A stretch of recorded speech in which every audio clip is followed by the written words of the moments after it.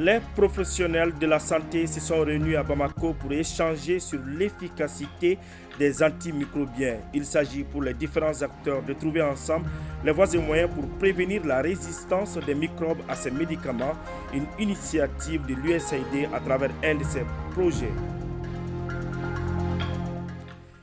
Les enfants de la rue à l'honneur lors de la 13e édition de la Biennale africaine de la photographie.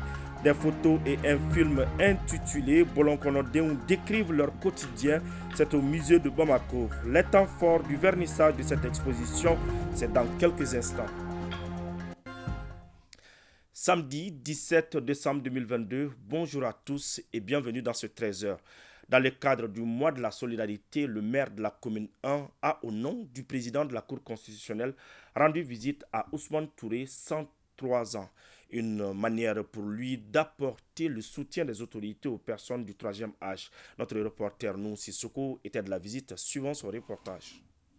Ousmane Touré, centenaire domicilié à Nafadji en commune 1 du district de Bamako, a reçu la visite du maire de la commune 1 en lieu et place du président de la Cour constitutionnelle. La visite s'inscrit dans le cadre du mois de la solidarité institué par les plus hautes autorités. Au nom du président de la Cour constitutionnelle, d'être là pour honorer le mois de solidarité comme la tradition l'exige administrativement. On est venu dans la famille Ousmane Touré qui a 103 ans, une santé relativement bonne avec 17 petits-fils qui sont à côté de lui.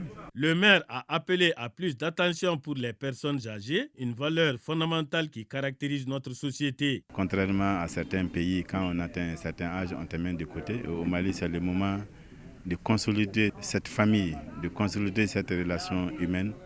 Ils sont salués. C'est l'ensemble du secteur de Nafadji qui est sorti pour accueillir cette délégation. Malgré le poids de l'âge, Ousmane Touré a formulé des prières pour les autorités et le Mali pendant près d'une dizaine de minutes. L'Office de lutte contre la corruption et l'enrichissement illicite s'active dans la sensibilisation de plusieurs structures et entités sur le phénomène. C'est là en vue de restaurer le climat de confiance entre les pouvoirs publics et les citoyens. C'est pourquoi, en partenariat avec le Centre de formation des collectivités territoriales, la structure sensibilise des agents et élus sur la problématique de la bonne gouvernance et la transparence dans la gestion des fonds publics. C'est dans le cadre de la Semaine nationale dédiée à la lutte contre la corruption, nous dit Jules Sambou Sissoko. La lutte contre la corruption et l'enrichissement illicite engage toutes les entités, gouvernements, institutions, administrations, entreprises et sociétés civiles. Le thème évocateur de la semaine est « Construire un monde uni contre la corruption ». La lutte contre la corruption et son corollaire, l'enrichissement illicite, sont des tâches qui relèvent des devoirs, de la responsabilité de chacun d'entre nous. À quelque niveau que nous nous trouvions, quel que soit notre âge, notre couche sociale, nous avons un rôle à jouer face au péril de la corruption et de l'enrichissement illicite. La lutte contre la corruption fait partie des préoccupations majeures des autorités de la transition, car elle répond à une attente forte du peuple. Certes, le défi à relever demeure important, mais la lourde responsabilité qui nous incombe d'agir impose la mise en œuvre d'actions courageuses pour l'intérêt supérieur de notre nation dans un monde uni contre la corruption. La semaine de l'Ocléi prévoit une série d'activités dans les universités de Bamako et à l'intérieur du pays, précisément à Kati, Koutiala et Kenyeba. Partons à Gao, fin des travaux sur les rôles et responsabilités des institutions locales coutumières dans le processus de l'accès à la justice et à la sécurité, défis et perspectives, organisé par l'Association pour la promotion de la femme et de l'enfant et de la famille et Corded. Cette rencontre a réuni tous les acteurs concernés. De Gao, les détails avec Aliou Idrissa Maïga, Alassane Amadou Traoré. Les rôles et responsabilités des légitimités traditionnelles dans le processus de l'accès à la justice et à la sécurité, défis et perspectives, c'était le thème au centre des débats des journées régionales d'échange tenues dans la cité des Askia.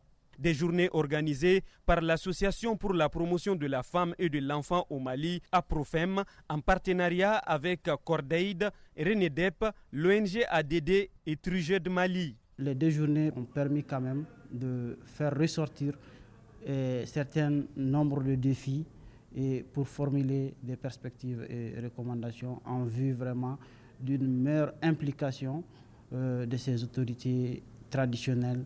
Cette activité qui s'inscrit dans le cadre de la mise en œuvre du programme Gast Futur, financé par les Pays-Bas, a vu la participation des représentants des légitimités traditionnelles, des autorités judiciaires, les élus communaux, les médiateurs communautaires et les parajuristes. La manière dont la justice et les justices traditionnelles peuvent collaborer pour amener la paix.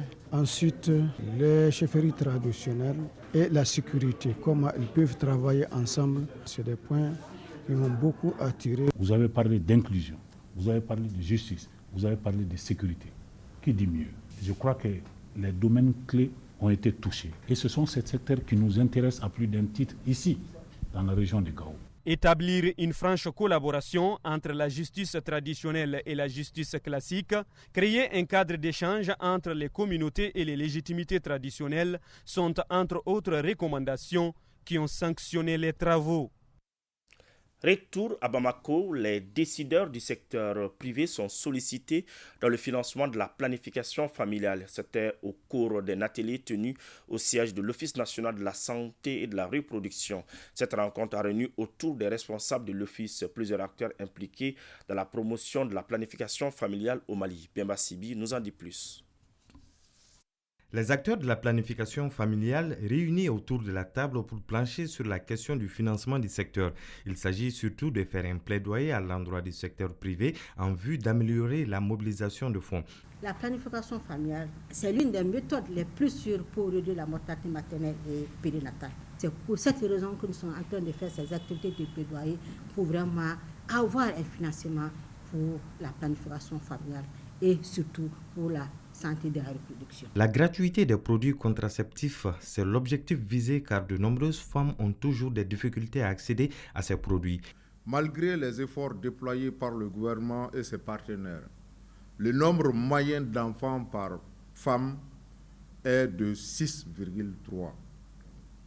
Environ 24% des femmes mariées âgées de 15 à 49 ans souhaitent espacer ou limiter les naissances et donc n'utilisent pas les méthodes contraceptives modernes, essentiellement pour raison d'inaccessibilité des services de planification familiale. Cet atelier se veut être une plateforme pour attirer l'attention des acteurs du secteur privé sur les problèmes auxquels une mauvaise planification familiale expose et le plaidoyer vise à les inciter à soutenir financièrement les projets de planning familial. Restons toujours dans la capitale où l'usage des antimicrobiens était au cœur d'un atelier organisé par l'USAID sous la coordination de l'Institut national de santé publique. Il sensibilise les professionnels de la santé sur comment prévenir la résistance aux antimicrobiens. Suleiman Sidibé pour les précisions. Face aux conséquences de la résistance des antimicrobiens au Mali, la question débattue est comment prévenir la résistance des antimicrobiens. Cette journée a pour but de sensibiliser d'abord les professionnels que nous sommes de la santé pour que nous puissions avoir une attention particulière sur l'usage des antibiotiques. Parce que je représente ici l'ordre des pharmaciens, vous êtes sans savoir que nous sommes le premier maillon de la chaîne et que les populations, chaque fois qu'ils ont des soucis, c'est vers les offices des pharmacies qu'ils se dirigent. Il y a une méconnaissance en fait qui est là. Donc aujourd'hui, cette journée, c'est en fait pour sensibiliser aussi bien les professionnels de la santé, mais aussi sensibiliser le grand public. La résistance des antimicrobiens est un fléau qui passe inaperçu et qui devient un problème mondial. C'est pourquoi il faut une lutte coordonnée. Depuis plus que 60 ans, le peuple américain, par la biais de l'USAID, s'est associé à plusieurs pays à travers le monde pour améliorer la santé et la prospérité économique. Nous avons fait des progrès significatifs, mais l'émergence et la propagation continue de la résistance aux antimicrobiennes. La journée de sensibilisation s'inscrit dans le cadre de la Semaine mondiale pour un bon usage des antimicrobiens. Une semaine qui sera marquée par des conférences débats, des campagnes de sensibilisation et des panels. Retrouvons maintenant Fanta Mamanyentao pour nous parler du lancement officiel des outils élaborés dans le cadre de la gestion de l'hygiène menstruelle en milieu scolaire et communautaire. Suivons. La mauvaise gestion de l'hygiène menstruelle à l'école est l'une des causes de l'absentéisme des élèves, de la médiocrité des résultats scolaires et de l'abandon précoce des filles. C'est dans ce contexte que l'UNICEF, en partenariat avec le ministère de l'Éducation nationale, a fait l'effort de réunir des outils pour la bonne gestion de l'hygiène menstruelle des filles en milieu scolaire. Des outils élaborés et présentés aux acteurs impliqués. Nous remercions vivement le partenaire, UNICEF, pour avoir produit ce document, pour nous avoir soumis aux techniciens, aux différents services centraux de l'éducation, pour leur point de vue, pour voir les normes et les valeurs de notre système éducatif et la conformité. Nous en ferons un très bon, un excellent usage. Le ministère en charge de l'Éducation nationale compte sur les acteurs et partenaires de l'école pour qu'ils accordent une attention particulière à la gestion de la problématique. L'occasion me paraît opportune pour rappeler que le gouvernement de la République du Mali, en vue d'une amélioration de son système éducatif, a élaboré et adopté avec ses partenaires le programme décennal de développement de l'éducation PRODEC, dont l'un des objectifs prioritaires est le relèvement du taux de fréquentation scolaire par l'amélioration de la qualité de l'éducation. Cette journée a servi à une campagne de sensibilisation et d'information pour une prise de conscience communautaire. Aussi, une occasion de plaider pour un changement comportemental et social dans la perception et la gestion des menstrués. Direction Ségou à présent, comment améliorer l'accès des filles à l'école et favoriser leur maintien était au cœur d'une conférence organisée par la plateforme des juristes du Mali et le projet Suède en partenariat avec le groupe scolaire Bandjougou Boiré. Des détails avec Fousséni Samaki. Il s'agit au cours de cette conférence débat d'échanger sur les défis de la scolarisation et le maintien des filles dans le système scolaire. Une préoccupation des acteurs de l'éducation et leurs partenaires pour l'autonomisation de la femme au Mali. Parmi ces difficultés, les violences basées sur les genres, les VBG dans l'espace scolaire. Nous avons également le poids des cultures. Alors, il y a le poids également, les soucis financiers. Nous allons essayer de voir les propositions de pistes de solutions pour qu'ensemble, on puisse vraiment œuvrer, faire en sorte effectivement que beaucoup de ces difficultés qui entravent la scolarisation de la jeune fille puissent avoir vraiment de solutions. Ces réflexions sur l'amélioration du taux de scolarisation des filles est une initiative du projet d'autonomisation des femmes et dividendes démographiques au Sahel Suède à travers la plateforme des juristes du Mali en partenariat avec le groupe scolaire Bandjougou Boiré du centre d'animation pédagogique de Ségou. Les filles vont à l'école, au niveau primaire ça va, mais une fois qu'elles vont au niveau secondaire, on voit que le taux baisse, le taux de scolarisation baisse. Soit elles sont retirées de l'école pour être données en mariage, ou envoyées effectivement pour faire l'exode rural. Donc ce qui constitue une violation grave effectivement de leurs droits. Avec de telles initiatives régionales, je suis convaincu que nous ne sommes pas seulement sur le chemin, mais plutôt sur la bonne voie pour atteindre l'accès de 50% de la population à l'école, particulièrement les filles. On prit part à cette conférence débat les autorités régionales, les représentants des organisations de la société civile et autres partenaires de l'éducation dans la région de Ségou. Restons à l'intérieur du pays. 24 millions de francs CFA, c'est le coût de rénovation et d'équipement du centre de l'association des personnes vivant avec un handicap de Mopti. Il permettra de faciliter l'insertion professionnelle de cette couche dans les tissus économiques. Idrissa Keita. Cette coupure de ruban symbolique marque l'inauguration du centre de l'association des personnes vivant avec un handicap, Séguité Morosson. Un centre entièrement réhabilité et équipé en cordonnerie, savonnerie, sérigraphie, menuiserie par l'aménagement à hauteur de 24 millions de francs CFA. Par ces gestes, vous donnerez ainsi à la personne handicapée l'image qui devrait être la sienne, dans une société juste, équitable, dans laquelle chaque citoyen contribuerait au développement économique, social et culturel de notre cher pays. Avec le slogan « Oui au travail, non à la mendicité », l'association Séguité Morosson et ses membres ont décidé de travailler pour gagner honnêtement et dignement leur vie. Ce centre va contribuer à l'insertion socio-économique de cette couche et renforcer leur résilience face aux effets de la crise sécuritaire. Je reste confiant que ce centre, avec toutes les commodités requises, permettra l'amélioration des conditions de travail des membres de l'association, toutes choses indispensables à leur survie d'une part, et fournir des produits de meilleure qualité et plus compétitifs d'autre part. Les différents intervenants ont demandé à l'aménagement de multiplier ce genre d'initiative qui va contribuer à l'épanouissement des personnes vivant avec un handicap.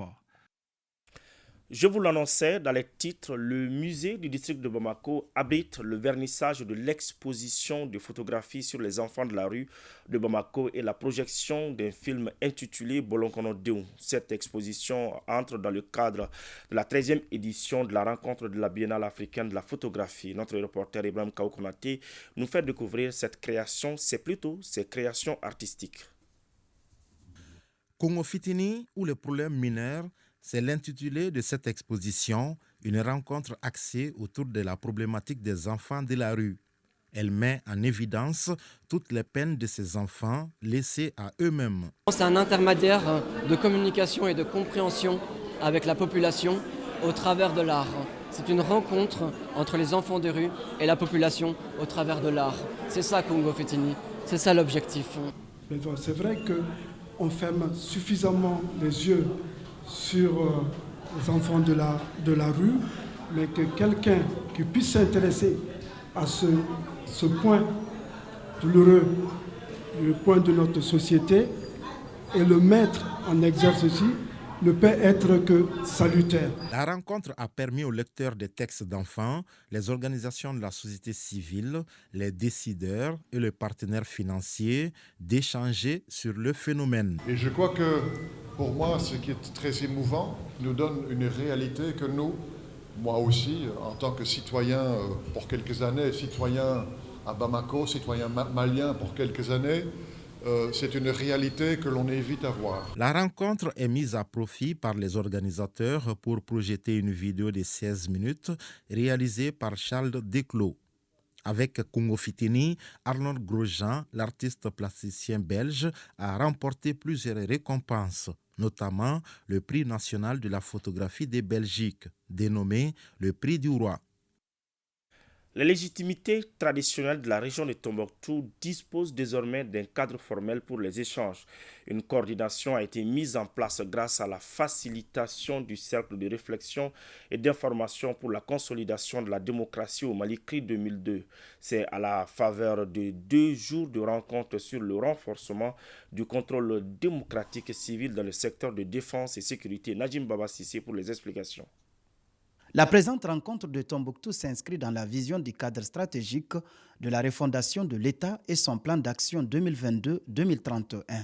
Il s'agit pour CRI 2002 de renforcer le contrôle démocratique civil dans le secteur de la défense et sécurité des légitimités traditionnelles de la région de Tombouctou et des Taoudéni, financé par le Fonds des Nations Unies pour la démocratie et exécuté par CRI 2002. Nous avons fait une rencontre avec l'ensemble des légitimités de la région afin d'abord de mettre en place un cadre d'échange avec les autorités administratives dans un premier temps et dans un second temps leur expliquer leur mission et leur rôle, et surtout en matière de défense et sécurité. Et ce qui fait que, parce que déjà dans un premier temps, nous avons élaboré ce qu'on appelle le répertoire des VFQ, et en second temps, ils ont vu c'est que la transition à faire en leur offrant les insignes et puis les attestations. Et maintenant, il s'agit pour eux d'être dans un cadre formel pour pouvoir travailler avec l'administration. Pendant 2 jours, les participants ont mis à profit la rencontre pour mettre en place une coordination régionale des légitimités pour une meilleure gouvernance de proximité.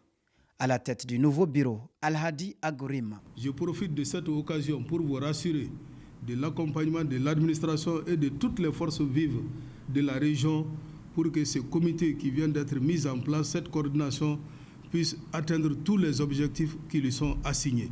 Il en serait ainsi au niveau des cercles. Des coordinations locales seront mises en place pour procurer aux citoyens des conditions de vie honorables et décentes, puis garantir la satisfaction des besoins essentiels pour tous. Voilà, c'est la fin de ce journal. Merci de l'avoir suivi. À demain, même heure, même plateau, Inch'Allah.